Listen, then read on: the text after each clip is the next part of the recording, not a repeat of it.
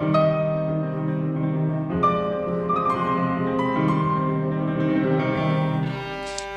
Lord! I wanted. Forgive me. How can I assist? Now is not the time to consult with Dr. Watson, as he is meeting with that delightful author, Miss Bonnie MacBird. Perhaps you can come back later. Very well. Hold your pants together. Please, we will consult with the doctor forthwith. Follow me. A person can't get a minute to herself.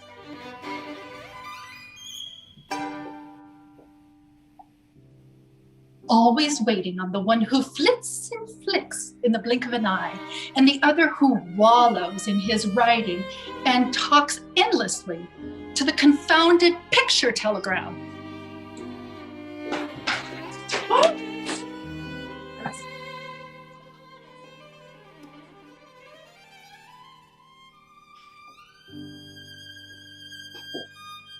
You ruffians take better care.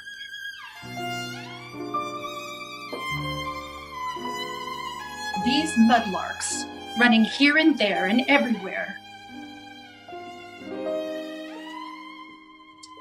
It's a wonder I am not committed to Bedlam. Please, watch your step.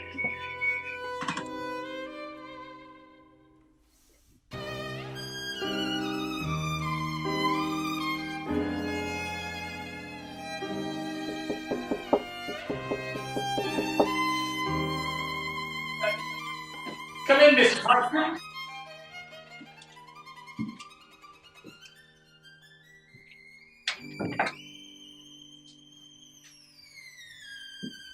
Dr. Watson, so sorry to interrupt your session with Miss... Oh, I see your session with Clark Russell. I had assumed that you were going to be meeting with Miss MacBird. Is it that time already? Well, let's see. Oh my, how the time does pass. Yes.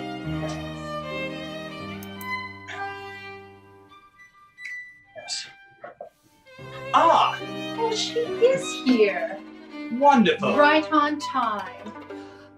You all can take a seat now. Shall I bring tea? Not at the moment, please. But thank you. Here. Yes, please, do make yourself comfortable. I must say, it's a pleasure to finally meet you. Well, thank you very much. Pleasure to meet you, Dr. Watson. Yes, I take it you found your way quite easily? Yes, I did. I did. Very good directions. Thank you. I was told that you are quite familiar with London. I am familiar with London, yes.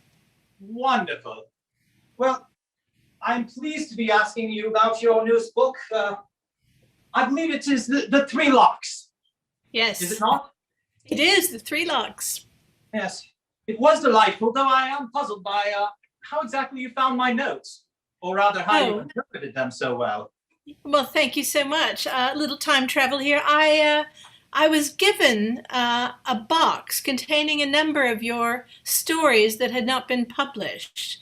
And well, what happened is I encountered the first one tied on the back of a medical treatise on cocaine, which I found in the Wellcome Library of Historical Medical Documents. And then from there, I wrote the first of your books that you didn't publish.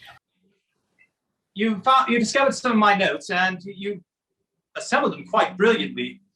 Though I do have a few questions, if you do not mind. No, I don't mind at all. Thank you. Yes. I noticed that the book is called The Three Locks, and without giving too much away, it is not the normal story submission that I would chronicle, if you would. It's actually almost 3 stories in one, if you wouldn't mind me saying. Why did you choose to write it as such? Well, you wrote 56 short stories, and 4 novellas, the longest being around 40,000 words. And I assume that when you were taking notes on this, that you these 3 cases kind of convolved and happened at the same time, and so you decided, I think, to expand them into a novel-length form. And the other notes that of yours that I've transcribed and put out as novels were also novel-length forms.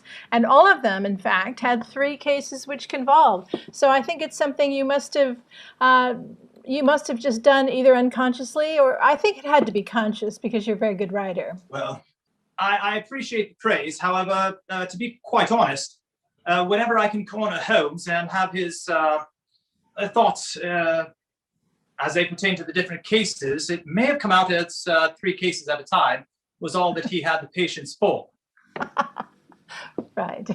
Patience is not his strong suit.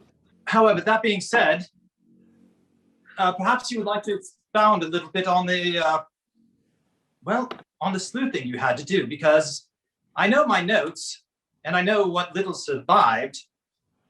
It Yes, had to take quite a bit of well, yes, because a lot of your notes were blurred, and with age they had faded, and there were some parts that I really couldn't make out. So I had to do a fair amount of research. And Cambridge, at the time of this story, was a very interesting place to be. There were a lot of exciting things going on. Some of the most exciting science research of the day was being done at the Cavendish Labs, for example. Sort of the precursors of modern physics were happening there. And also, it was a very exciting time and strange time to be a woman in that milieu, because there was Girton and Newman colleges who were for women, but they weren't really part of the mainstream Cambridge University, and women were very much excluded at that time. So, but they were pushing the boundaries. So it was an exciting time, and there was a lot of pushback also. So lots was going on in Cambridge at that time. And also lots was going on in the world of magic at the end of the 19th century when you were writing, Dr. Watson. That was considered the golden age of magic. And there were quite a few performers who toured the hinterlands, but then if they made it big, they got to play in the bigger venues in London. And there were quite a few people doing that. So that also featured in the story. Yes, I was quite impressed because you were able to nail down a lot of details that I normally leave out. One thing I was particularly impressed with was your description of the relationship that Holmes and I had. A lot of times I danced around it, the particular friendships, for just the sheer annoyances that such close friendship can bring. Right. However, that was covered beautifully in the most respectful manner that I've been able to come across yet. How did you gather insight into that? Well, I think I inferred quite a bit of it from the way you wrote. It's clear that you had a great love and admiration for Holmes. Certainly, revering him as a brilliant man. But I think that living with him had to be frustrating and annoying at times. And I think that, nowadays in the 21st century, we would, think of him as, unusual. We would think of him as perhaps Asperger's or maybe bipolar even. I mean, he's quite a challenging person to be with. His ups and downs, his drug use, and his sort of social awkwardness. But I think also, I get underneath what you wrote, Dr. Watson, that he also had a great love for you, and the two of you would probably have died for each other. Yes, I would definitely protect Holmes at almost any cost, and I'd like to think that he'd do the same for me. However, that's just one of those unspoken rules that I think you spoke quite well. Thank you. And so I want to give you my praise for that. Thank you very much. I think that sorry. It's not something that one would put into words quite easily, but you seem to manage that. Thank you. I think it's one of the most important things underlying your stories and your writing. I think it's one of the reasons why now in 2021 we still love these stories as much as we did when they first came out. I think people attach to the characters and attach to the friendship. I think we would all like to have a friend like Watson, but also I think we'd all like to be a friend like Watson. You do me praise indeed.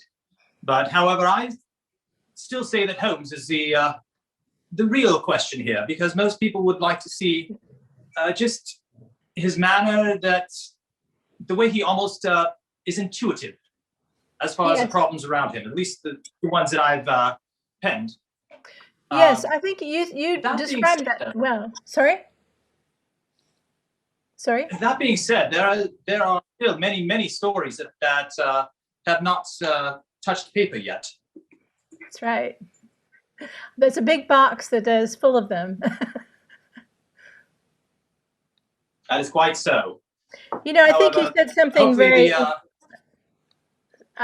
I think you said something quite important when you said Holmes is intuitive. I think people comment frequently on how logical he is, how scientific he is, but also I think he is also intuitive and artistic about it, because without those sort of leaps of intuition, and also with the way an artist observes things is somewhat similar to a scientist, but artists can see the forest for the trees. They can gather and read pattern where we see chaos, and they notice details that we don't notice. So in many ways, he was an artist, and certainly had the emotional makeup of an artist as well. I would tend to agree, except I would say I would more liken it to a surgeon. The cases were his balm, for he constantly needed them. Without them, well, the sickness would run rampant. Yeah, it did. In a moment in this story, when the two cases seem to have gone fallow, he has a low point, which is well documented here. Yes. Well, I don't wish to talk too much about the intricacies of the case, because you put them to paper so brilliantly. However, covering the three, one of the stories was quite personal. And I wondered, why did you include that one? Well, I was surprised why you included it, since it's really personal to you. In fact, I think that was one of the reasons why perhaps you didn't publish this one at the time you did the others. So that's my theory about it. Because I don't think of you, Dr. Watson, as somebody who likes to self-reveal and who needs to self-reveal, particularly. And so you're not an egotistical or a particularly, you wouldn't be on Facebook now, for example. No, you wouldn't find the need, and so I don't think of you as a person who, like I said, who needs to reveal themselves. And so I think maybe that's why this part of the story hadn't come out before. Well, quite so. Yes, I am a person who thinks that discretion is quite valued. Yes, it is, and I think that comes through in the writing. I think, but I also really enjoy your sense of humor. I mean, you certainly poke fun at Holmes continuously. Quite. Without the humor, we are rather poor things. Yep.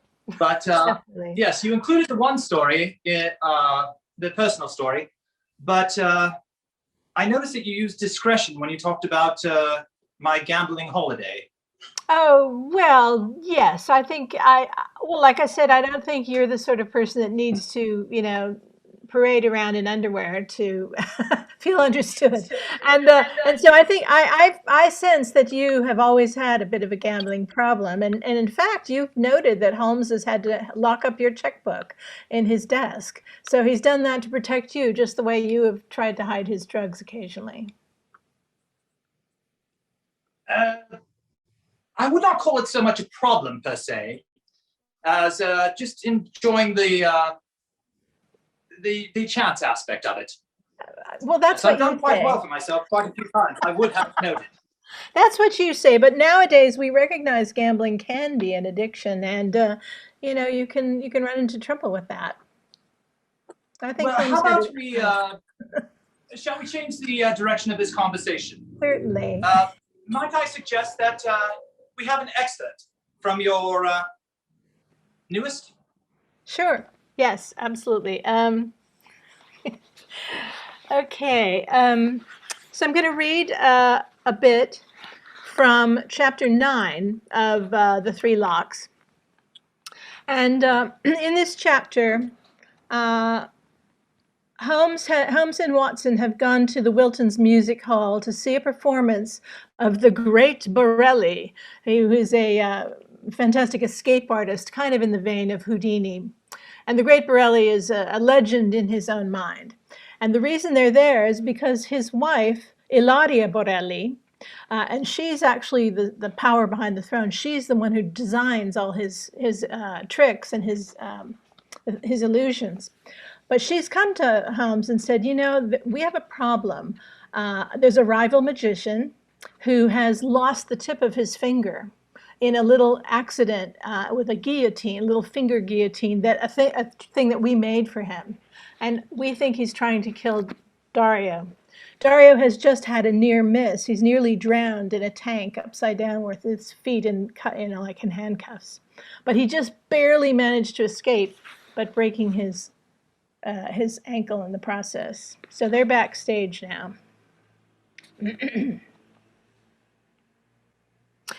Do you have any theories about who might have tampered with the lock tonight? Holmes asked. Anyone with a long-standing grudge, perhaps? Many people are jealous of the great Borelli, said the magician, with another wave of his hand. Could be one of 100. Do not poke at ankles so.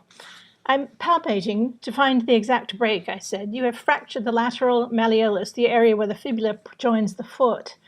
Not an uncommon break for a sportsman. You'll have to immobilize us for a while. It will require a splint, I announced. Spotting a stagehand at the door, I called him over and described what I needed. As he departed, strident voices floated in from the hall.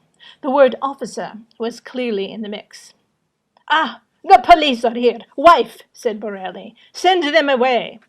Madame Borelli stepped outside and closed the door. I could hear her conferring with several male voices. Have you any recent threats by post or directly? Any suspects from this list of 100 who seem more likely than others? Asked Holmes. Borelli glanced at Holmes. I do not need you. Are you still here? Go, go. Fine then, said Holmes, taking up his hat. Watson, I will find you in Baker Street. I remained seated next to Borelli's afflicted ankle. Madame Borelli returned. I told them we know it is an accident. They go away. Noting Holmes was about to leave, she attached herself to his arm. Oh, Mr. Holmes, please stay. Madam, if you don't mind, said he, attempting to disengage. But the lady clung to his arm. She turned to her husband. Mr. Holmes is very good, Dario. Some say he is like a magic in his profession. Just then, the stagehand returned with some items that could serve as a splint. I chose a wooden ruler and set about breaking it in half. I indicated the makeshift splint in a strip of fabric. Holmes agreed to help. Ha! You are like a magic, she said. Borelli challenged Holmes. Do you know, then, what is the secret of my success? Why, I am the great Borelli, who next year will be playing at Prince Albert Hall.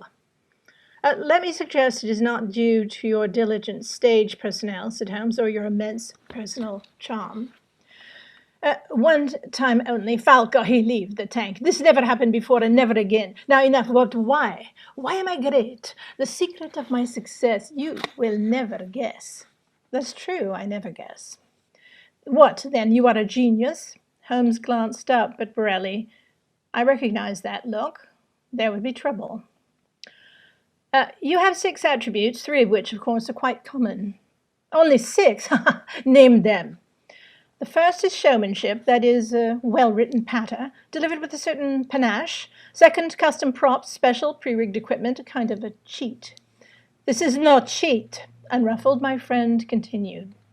Pre-rigged equipment has not much to do with skill. One can purchase, for example, the floating lady illusion, or...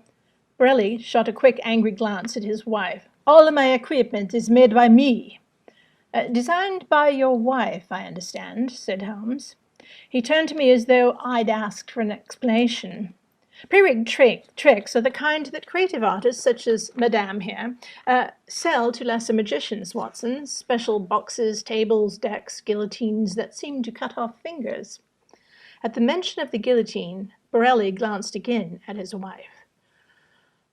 Yes, I told you. I consult about Santo's accident, she said. I give him all the details. Mr. Holmes will find who sabotaged Santo's trick, and Santo will stop troubling you. When he grimaced, she pleaded, Dario, listen. Holmes had warmed to the topic. The table is rather well done, madam. Flicking the scarf, for example, as he disposes of the teacup and then the rabbit into a hidden pocket. The hidden pockets again. I wondered what had happened afterwards, and I looked about the dressing room in concern until I spotted the baby rabbit in a small cage, happily chewing some greens. Madame Borelli caught my concern. A very soft bag for little Peter, offered Madame, moving to the cage to peer in at her tiny charge. She looked up at me. My illusions will never harm a living creature. My illusions, shouted Borelli. Madame smiled at us out of sight of her husband. I returned my attention to the ankle. Her illusions would never harm a creature, except perhaps her boorish husband. The thought gave rise to a sudden suspicion. As I tightened the bandage around Borelli's ankle, he jerked again, sending the makeshift splint awry. Hold still, Mr. Borelli. Holmes, press down here and do not let go. I'm not a nurse, Watson. Try, I said sharply.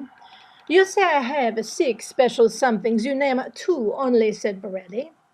The third is also common, said Holmes. Misdirection. You direct the audience's attention to the wrong things. Pah! You read in a book. Every fool think they understand this, but any faker on the street can make money with a shell game. Holmes carried on, undaunted. Lock-picking is your 4th bird in hand, and here you pull ahead of your competition. I've read that regulation police handcuffs are child's play to you. You think this is magic? No, it is a skill acquired with a great deal of practice and research. You are a master at picking most known locks, even a chub, if I'm not mistaken. You flatter me, but you miss the main point. Nothing can restrain me, not just the locks, ropes, chains, a straitjacket, bandages wound around me like a mummy. I will escape from anything. Indeed, I have heard of your exploits. You have been bound upside down, hung off buildings, underwater, buried alive. However, your ankle cuffs tonight required your 5th skill. Borelli cried out in pain as I manipulated the broken ankle. Finish quickly, you doctor. Then to Holmes. What 5th skill? Holmes continued, his enthusiasm growing. Physical cultivation has turned you into a man of steel, but in addition you are nearly double-jointed, an extremely rare combination. Borelli laughed. Watch, he exclaimed. The mirror, Ilaria. She picked up a large mirror and moved behind him so that we could easily see his back. Leaning forward, he made the prayer sign over his heart, then circling his arms behind his back, made the identical sign behind his back with fingertips reaching skyward. My God, I exclaimed, that's impossible. And yet there it is, said Holmes, astonishing. May I touch your arm? Borelli looked up, startled at this. To my surprise, he said, Come, touch, marvel. He raised his arm as if displaying a trophy. Holmes moved around to grasp Borelli's upper arm. He felt the man's biceps nodding in admiration, patted him on the back. Like a rock, you are indeed an unusual specimen. Borelli shrugged, nodding. How long will this take to heal, doctor? You must stay off of it for a month, I said. After that, that is too long, said Borelli. I have many shows to do. Holmes remained standing next to Borelli. Will that splint hold, do you think, Watson? He asked, leaning over Borelli and tapping at it. Get away, you, and hurry, doctor. Be finished, the magician demanded. Then to Holmes, what is number 6 in the list? You are so smart. Holmes stepped back and crossed his arms. Number 6 is your wife, Madame Borelli. She is your ace in the hole. Borelli shot a quick, dismissive glance at his wife. Ilaria, she helped me, of course, but no. I'm finished here, sir. I stood up. Shall we be off, Holmes? You are not so smart, Mr. Detective. Most people think they see my illusions, but they do not see, said Borelli. Perhaps, said Holmes, but I did see you pick Watson's pocket as he examined you. Dario, exclaimed his wife, what did you take? Show us. Borelli grinned at his wife and shrugged as if he had no idea what Holmes was on about. I patted my pockets in alarm. My keys! Mr. Borelli, that is hardly sporting of you, I cried. Give me those, sir. Shame, Dario, these men tried to help you, said Madame. Give the gentleman his keys. Borelli laughed, delighted at his little joke, then reached into his pocket. He stopped, surprised. He patted the other pockets in alarm. He looked up at Holmes and his eyes widened in shock. There, in Holmes's hand, were my keys. Holmes handed them to me. He'd stolen them from the thief himself. I expected an explosion, but to my surprise, the arrogant fellow laughed. Not too bad, he said. Then his laugh died in his throat. Wait, what is that? Holmes was holding a hotel key in the air. Yours, I believe, sir. Holmes handed Borelli his own key. The magician snatched it away. Holmes turned to go, then paused, turning back. Oh, and your handkerchief, sir. He flicked a white handkerchief from his pocket and held it in the air. Madame Borelli took it, amused. Holmes patted his trouser pockets and pulled out a third item. Oh, dear me, and this ace of diamonds, I believe this is yours as well. He handed Borelli the playing card. Get out, said the magician, all of you. That was spectacular. And all that from my notes. All that from your notes, yes. Amazing. Holmes himself would be impressed. Come in. Good afternoon, Dr. Watson. Please excuse my invasive intrusion, but you do know how I like to make a dramatic entrance. Good afternoon, Mrs. Norton. Yes, I am quite familiar with your theatrics. You'll have to pardon me, though, because right now I am in the middle of a rather inspiring conversation with Miss MacBird. Perhaps we can converse at another time. Well, actually, Dr. Watson, I'm hoping with your kind and gracious nature that you would do me the honor of introducing me to Miss MacBird, because you see, I do believe that she has the very key to unlock a certain dilemma that I am currently facing. But of course, please, make yourself comfortable. Thank you, Dr. Watson. Miss MacBird, may I present Mrs. Norton? You may know her by her stage name, Irene Adler. Well, Mrs. Norton, may I present Miss MacBird, noted author and actress, of which you may have some in common. Oh, Miss MacBird, it's a pleasure and a delight to make your acquaintance. And Please you forgive too. me for this rude intrusion. I do hope that in your heart you'll forgive me, and perhaps you'll understand it's probably my American heritage, and well, we are a little forward in our mannerisms. I understand. Exactly. Well, I do have a question for you, my dear, if you don't mind.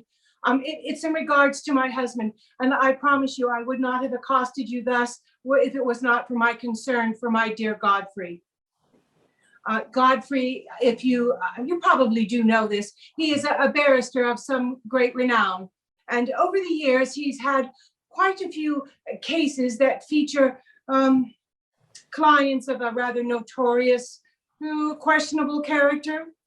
And my concern is this, that if you continue to publish some of Dr. Watson's fine case notes of his adventures with Mr. Sherlock Holmes, that perhaps you might come across a case that involved my dear Godfrey. Now, please understand that these other clients that he's taken care of, they may very well have questionable character, but my Godfrey has always had the highest of standards, and his ethics are unparalleled. So my concern is this, that if you continue to take the notes that Dr. Watson has left behind and left unpublished, and if you come across a case that does feature my dear Godfrey and one of his clients, some of them even with royal lineage could be a little questionable, that perhaps you might consider Godfrey's good name and oh, perhaps mention him kindly, not asking you to eliminate him because I know that would take away from the case, but if you would consider his good name and reputation. Is that asking too much, my dear? No, not at all. The only thing I've come across about Mr. Norton is that he was quite a swimmer. Oh, that's a lovely piece of information. But I don't like to share personal things like that because, it could be a little risque. But what am I to say? Dr. Watson has always referred to me as an adventuress, but we've become quite good friends, and Mrs. Hudson and I do like to share a spot of tea once in a while. But thank you so much, and I promise now that my interruption would be brief so that you can continue your conversation, and I ask your forgiveness. Thank you, dear Mr. MacBird. And if you'll excuse me, Dr. Watson, I shall bid you good day. Mrs. Norton, thank you. Good day. And please, do give my kind regards to your husband. Well, of course. And if you don't mind, I'd rather not be seen leaving the premises by myself. My time you told me about secret passageways. Secret passageways? You may use any secret you can find, but I assure you, here at 221B, we are an open book. Oh.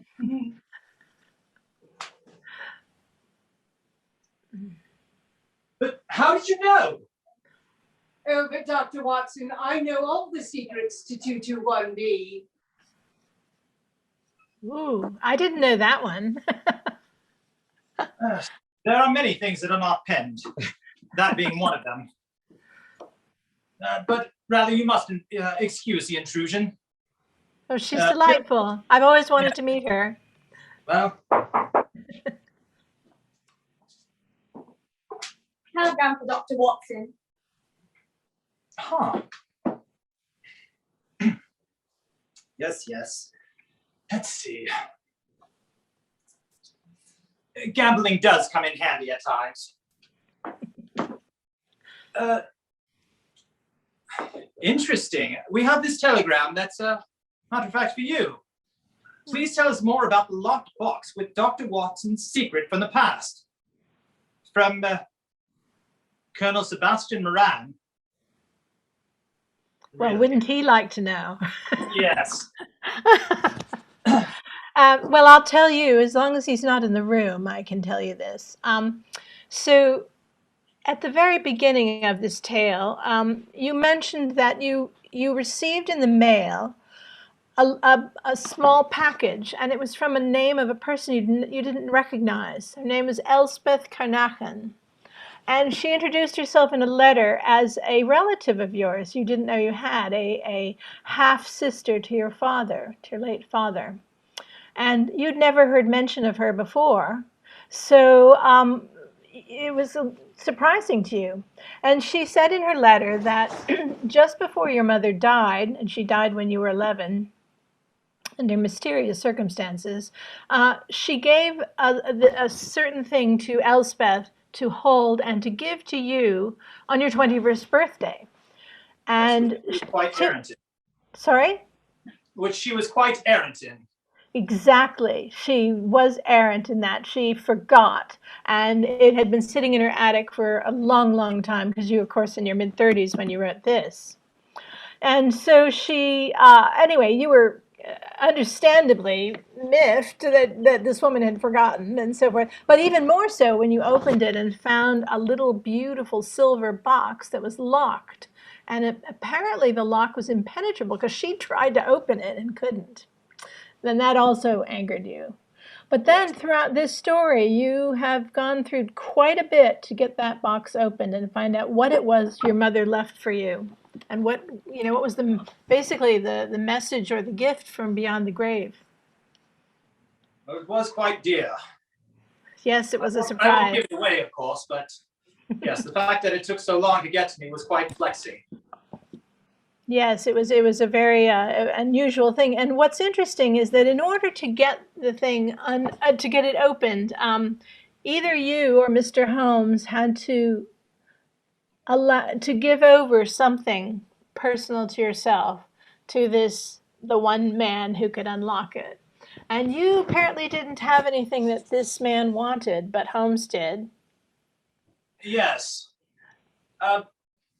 I know Holmes never quite told me what exactly that was, but looking back on it, I think we can infer what that was.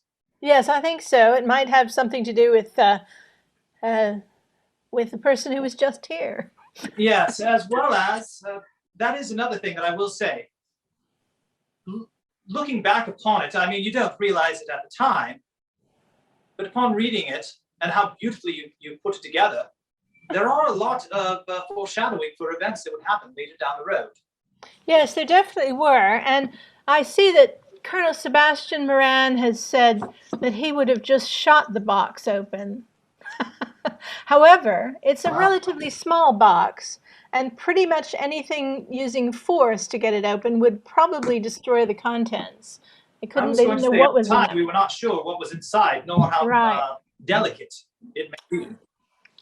Yes. As Holmes had pointed out, there are definitely a lot of locks, some of which, when forced, destroy the contents. Yes, exactly. There's also poisonous locks, locks that are rigged with things that can harm you.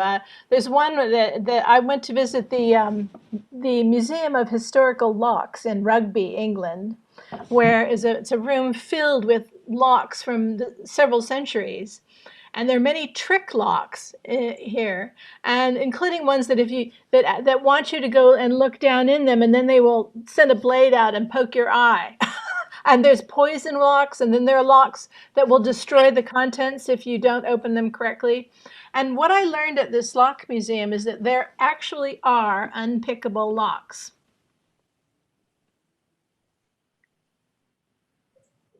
I have 2 telegrams from Dr. Watson. Oh, thank you. Yes.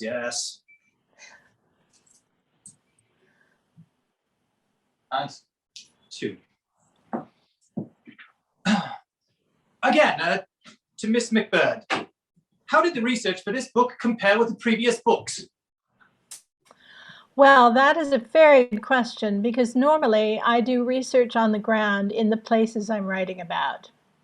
So, for example, my first book, Art in the Blood, takes place in Paris and also in Lancashire, in a very wealthy home, but also having to do with silk mills. So I went to Paris, and I went to the place that the leading lady in this book was singing at the Chat Noir, which is, there's still a club there. It's not as it was.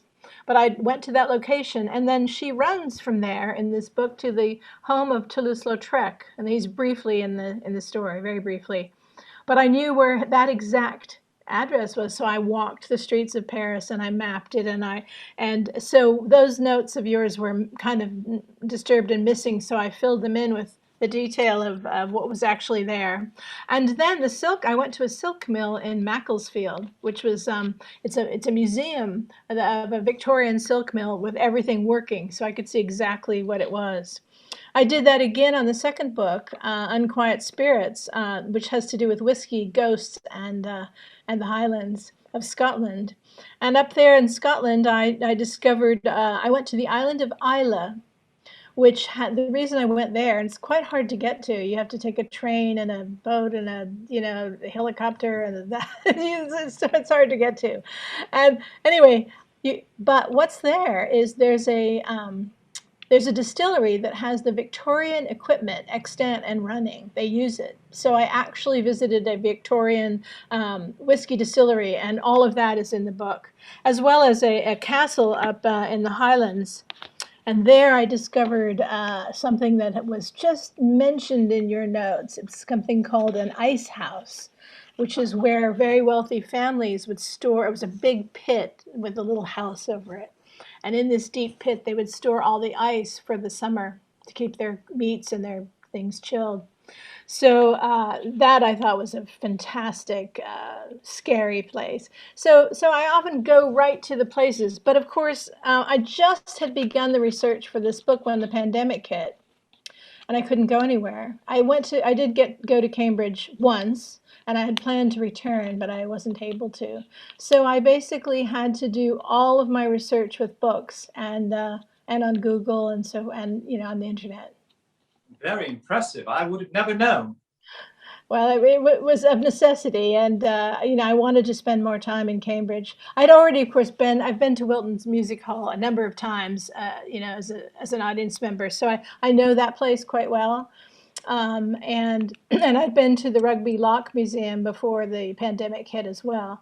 So I had done some on site. I like to do on site stuff. And I spend as much time as I need doing that. And it's interesting. It's kind of like location scouting for a film, because I'm going there and I'm kind of looking for a specific thing, but sometimes I find something else that's even better, and it gives me story ideas and ideas for scenes. Oh, yes. I think Holmes would quite agree with that.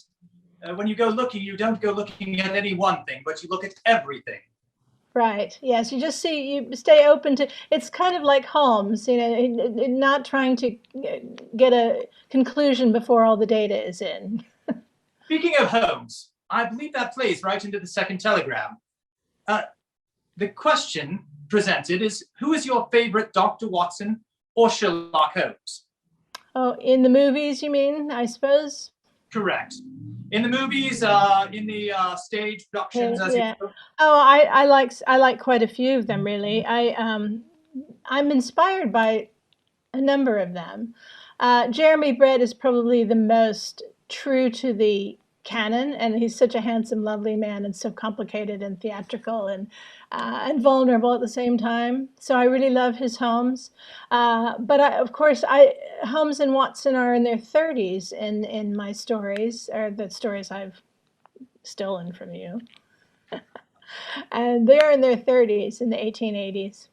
And so I also loved Benedict Cumberbatch and Martin Freeman. I loved the relationship of those two. And I also loved, in that show, I loved the slightly scary aspect of Mycroft Holmes. So you never are quite sure how kindly he behaves toward his brother and what his actual motives are. And I liked that little complexity that is not really in the original canon. It could be. It's not in there. It's not negated in there, but it isn't really in there. So, but I like that. I think that adds a lot of story juice. But I also loved Robert Downey Jr. and Jude Law. And Robert Downey Jr., I think, is one of the best actors working today. And he is the sort of person that I will go see any movie he's in, because whatever he's doing, he's fascinating. And I liked his Holmes very much. And I also liked the friendship. Then Jude Law, I thought, was one of the best Watsons I've ever seen, because he's a handsome, manly man, and he's charming. And I mean, if Watson has known women on several continents, he would be charming, as you are. So I think Jude Law is a top favorite. So I like so many of them, but I also, weirdly, I liked Hugh Laurie in House. And when I was watching that show, I turned the first episode on, and 10 minutes into the first episode, this is Sherlock Holmes. And I always thought Hugh Laurie was a great Sherlock Holmes character. Yes, I must meet you in agreement on that. I think there were brilliant shades of Holmes in there. Yeah, there really were. It's the writing, but also in the playing of it. And, of course, Dr. Wilson, his friend, and, and his drug use and all the things. I mean, there was so many, he sort of irascible personality, but yet hard in the right place, trying to, just as Sherlock Holmes is a man after justice, House is a man after, curing the illness. Yes, I think that's something that a lot of portrayals play with, is the fact that Holmes is brilliant in his deductive reasoning and in what he can understand, and yet he also has to play with his demons. Yeah. And that is, well, much like all of us. We all have our demons that we play with, some in more public manner than others. Right. Some of us display them all over Facebook. Quite. Yes. But rather, that's why, getting back to your book, that's one of the things that I found quite inspiring, is the fact that you were able to take the notes and actually see Holmes as he is, both inspired, troubled, and yet both at the same time. That friendship Yes. that we have is rather remarkable in the annoyances of it, in the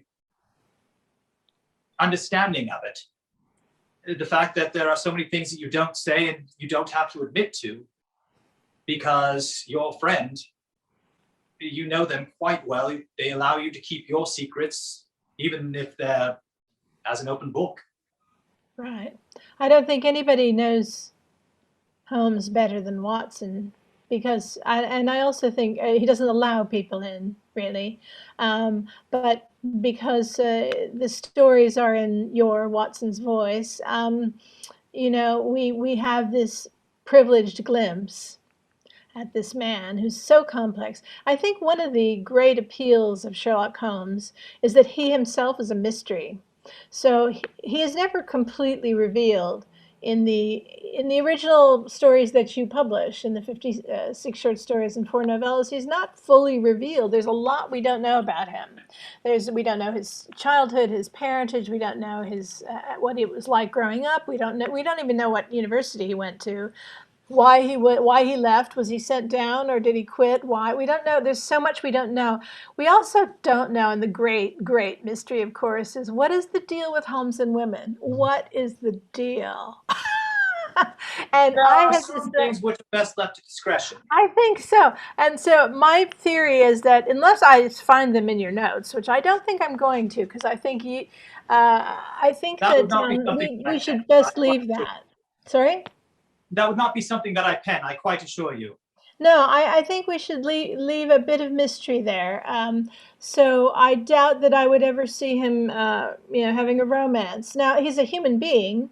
I think he notices people, he notices women, and, he has feelings as a human being, but I think he's pretty hands off. My theory is that Holmes doesn't like things he can't understand. There are very few things he can't understand, but he doesn't understand women very well. That's not comfortable for him. He respects them quite a bit, and there have been a few that, as I'm sure you know in my notes, that I have suspected that Holmes has taken an eye to. Oh, sure. But however, anything I would beyond think that, he'd notice, yeah. yes, I think anything beyond that, Holmes would be quite Well, I don't know. I mean, what's fun about that situation and that character is that, of course, it opens a lot of doors, and I think both readers would like to think that they could make a difference if they were with Holmes. And also, I think women who come to him for help and so forth, competence is very sexy. And I see him as a very attractive man. It's interesting, Sidney Paget did a lot of drawings, and those are the ones that many of us fixate on as in the image of Holmes. But what's interesting, if you look at the Paget drawings, in some of them, Holmes is devilishly handsome. In others, he's kind of aged and sort of weird, not attractive at all, really. And he kind of runs the gamut there. I can speak to that. Holmes was able to portray what he wanted to portray. There were times where I crossed him on the street not even knowing until he surprised me. Right. He was a master of disguise. And when he wanted to be presentable, he could be, though those times were rather few and far in between. Yes. But I think yes, his natural presentation was probably best represented by Jeremy Brett in the Granada series. That I think sounds like he was a bit of a dandy, and cat-like love of cleanliness and so forth. I mean, he's obviously presents himself well, and I think he presented himself as a gentleman. One thing we do know about his background is his family had land, so he is probably a certain degree of privilege, and so he dresses as a gentleman. He speaks as a gentleman. In the very constricted class system of that time, he would be upper middle class, but not aristocracy. yes. And something that most people don't take into consideration is that rooming with a member of the military has its own interesting problems. Yes, I would imagine. Because there are habits that one picks up in the military, I will admit. Now, like what? Like what kind of habits? Cleanliness, which rooming with Holmes is rather interesting. On that, we both had to learn, though I think yeah. I hesitate to say who gave more, but from the notes, I'm sure you can understand. Right. Yes, he was a bit of a slob from all descriptions. That is At home, anyway, at least at home. Yes, some of the more notorious events, I'm sure, are well known, such as the firearms in the house. That was an interesting one. Yes. And of course, the fires. Right. Occasionally setting the place on fire with his chemistry set. Yes. Matter of fact, I believe that some of the notes for some of the stories had gone the way of the fireplace, but that's why I was quite surprised to find that you had done as well as you had. My last well, there were a few pages that were burned on the edges, and I had to make some things up because they were burned out. So I think that definitely had an influence. I'm sure there were a lot more than just a few and a few minor spots, because that was impressive. We have more telegrams. Dr. Ah, Watson. thank you. Yes, I know. My goodness. At this rate, Holmes better stop. To Bonnie MacBird, will there be further books? And will they be a departure in any way from the current series? I'm working on book 5 right now. It's called A Serpent Under. And I'm not sure what it means by departure. Each book that I've done from your notes, Dr. Watson, have been standalone. That is to say, they can be read and finished, and you don't have to read them in any order. So the first one took place in 1888 in the winter. The second one took place in 1889. The third one took place in the summer of 1890. I'm sorry. The third one took place in the winter of 1890, and then this fourth one, The Three Locks, that just came out, that one took place in went earlier in 1887. So they're all going to be in the 80s, like that, or maybe in 1890 at the latest. And then they each one will stand alone. And typically, because this is the notes that I've found, they will involve more than one case that can involve together. And I presume that I'm finding those stories because they didn't fit into your standard short story form that you were publishing at the time. And they are a little bit longer and a little bit more involved than the original short stories. But they're very much, I mean, the pacing and so forth of them feels very much like, or I mean, it's aimed to be very much like the originals. So yes, there's a fifth book on the way, and it's in work right now. Wonderful. I will say that a lot of those were in their day, they would have been quite scandalous. And I will point that out. There was a lot of information about certain personages, which you've done wonders with, I must say. But yes, as far as not publishing them at the time, you may want to consider that. Yes, there was a man in The Devil's Due, which is my third book, who is clearly Oscar Wilde disguised with another name. And yes, that would be one. So yes. Now, this one is particularly interesting.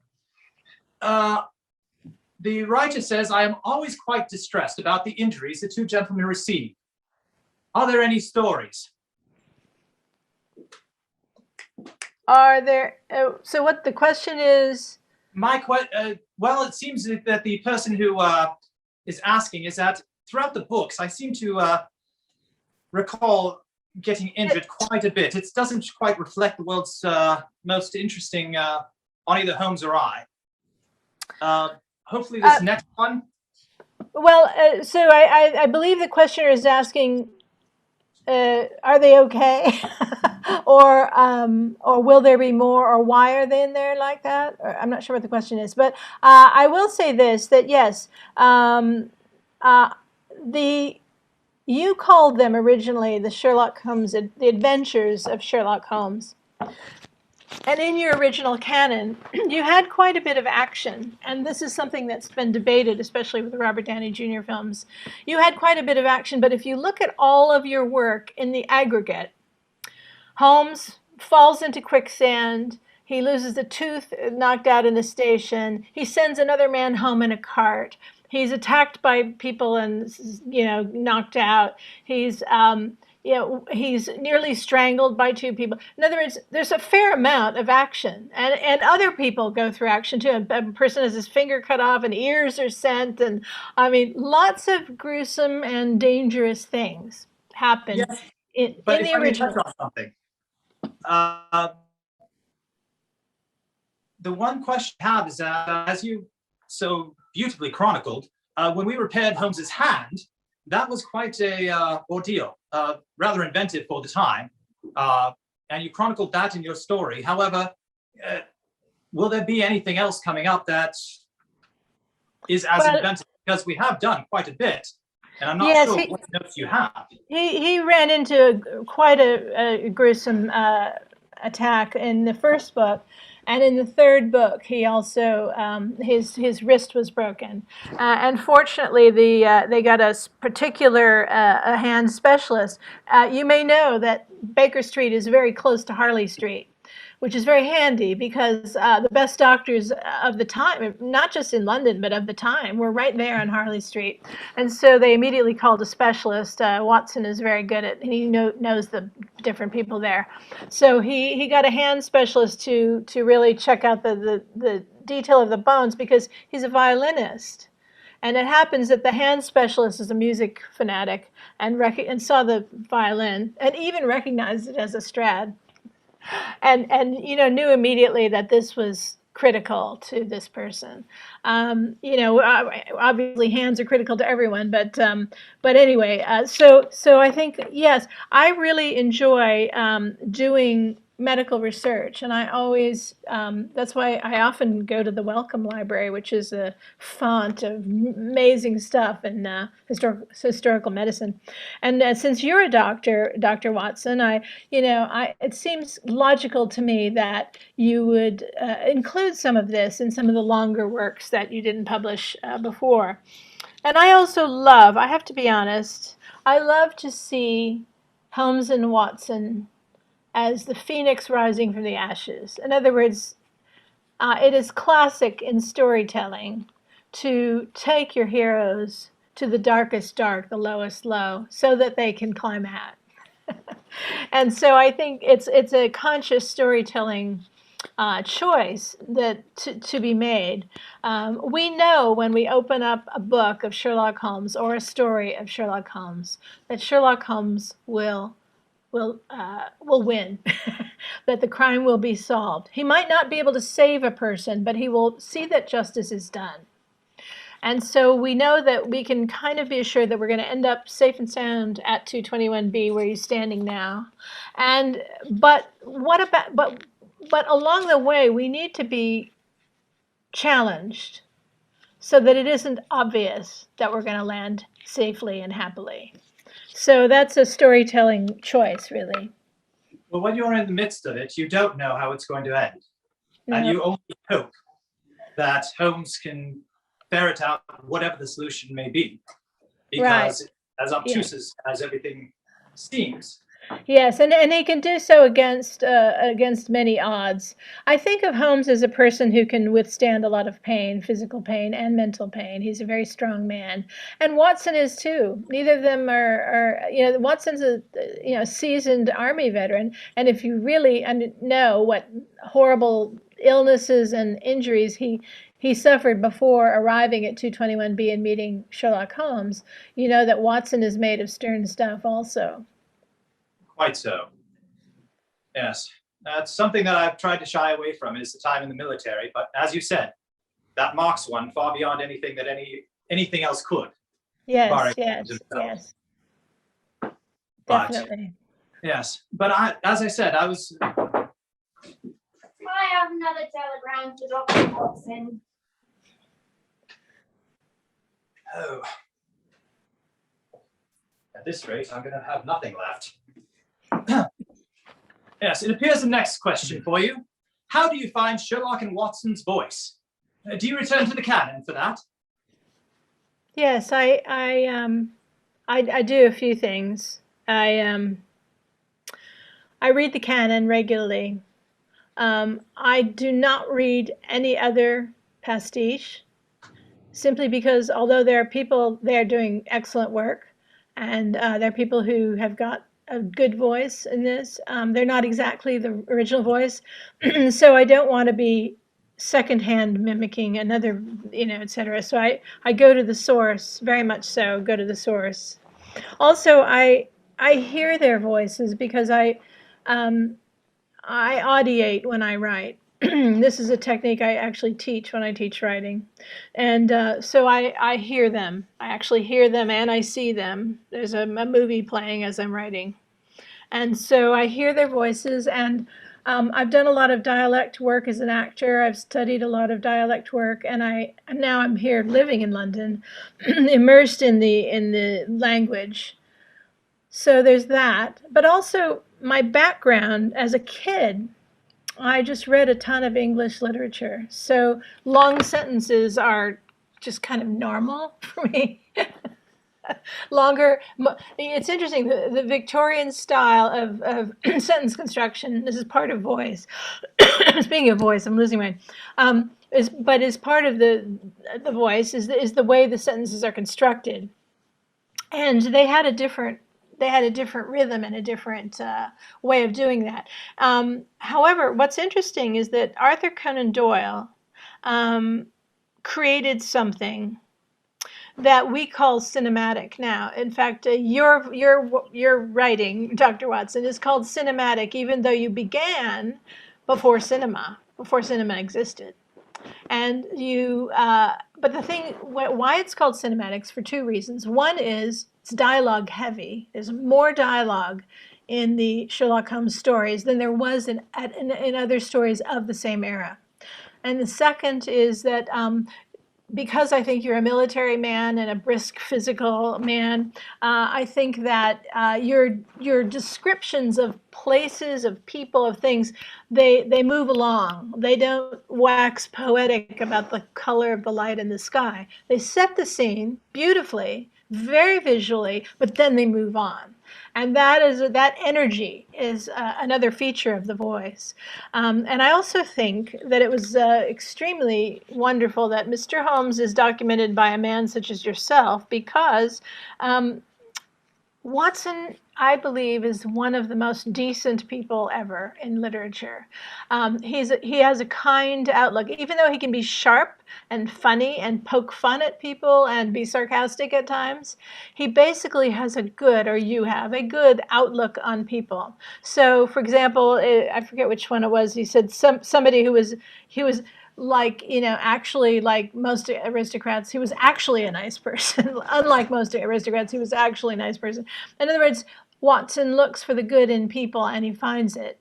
So that is a very comfortable coat to put on as a narrator. And so it's a combination of style and wordage and energy, but also outlook that creates the voice. I would quite agree, because, as you said, the stories don't wax poetic. It leaves that to the reader. Yeah, Watson is sometimes inadvertently poetic because he's just such a beautiful describer of things.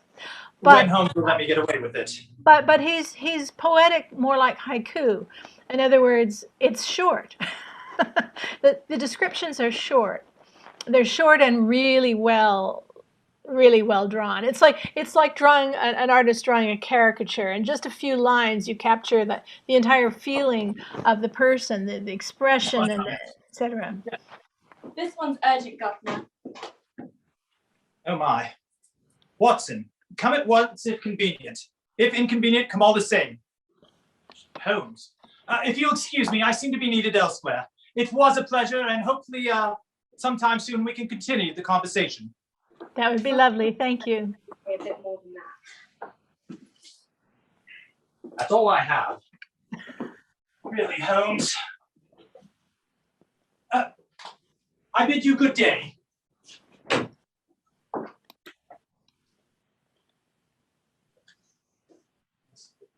Miss Norton isn't the only one who knows the secrets.